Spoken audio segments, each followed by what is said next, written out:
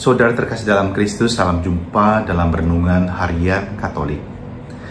Di hari-hari ini kita sebagai umat Katolik masih berada dalam masa perkabungan. Selama 9 hari kita berkabung karena pemimpin kita yang tertinggi, Sri Paus Fransiskus telah meninggalkan kita. Di balik kedukaan itu, kita mendapatkan sebuah kekuatan dari firman Allah yang diwartakan di masa Paskah ini. Sebab di masa Paskah ini, sabda Allah mewartakan kepada kita tentang kebangkitan. Dan kalau kita melihat perjalanan hidup Paus Fransiskus, bagaimana dia mempersembahkan seluruh hidupnya kepada gereja, memberikan perhatian kepada orang miskin, orang yang terpinggirkan, orang-orang kecil. Dia begitu mencintai gerejanya, dan dia mempersembahkan segalanya dalam segala kesederhanaan. Dan di dalam peristiwa wafatnya Sri Paus, kita bisa melihat orang kehilangan, dunia kehilangan sosok yang begitu memancarkan wajah Kristus di tengah dunia ini. Dia memiliki karisma yang luar biasa, dan dalam diri dia kita dapat merasakan Yesus Kristus yang bangkit, yang menyapa umat manusia, yang memberikan harapan kepada umat manusia.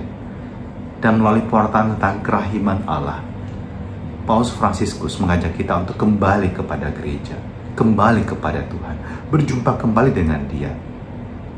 Dan kita ingat, pesan dari tahun jubileum ini adalah supaya setiap jiwa di dalam perjalanan pesiarahan berjumpa dengan Kristus sendiri.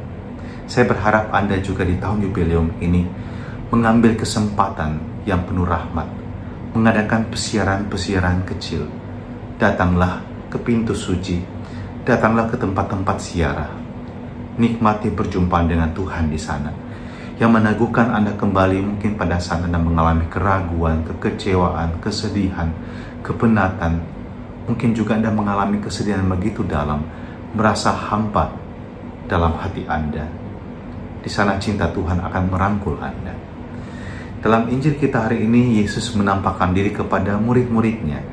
Dan ketika Ia menampakkan diri, kata yang Dia pertama ucapkan adalah Shalom, damai sejahtera bagi kamu. Saya berharap sabda Yesus ini juga menyapa kita, damainya juga tinggal dalam hati kita.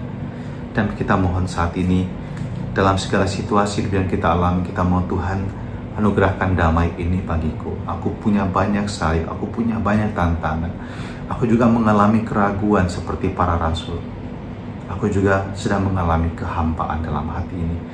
Berkati kami Tuhan, penuhi hati kami dengan Roh Kudus-Mu, Roh kebangkitan-Mu. Dalam nama Bapa dan Putra dan Roh Kudus. Amin. Selamat pagi, selamat beraktivitas, memberkati, tetap sehat, dan salam bahagia.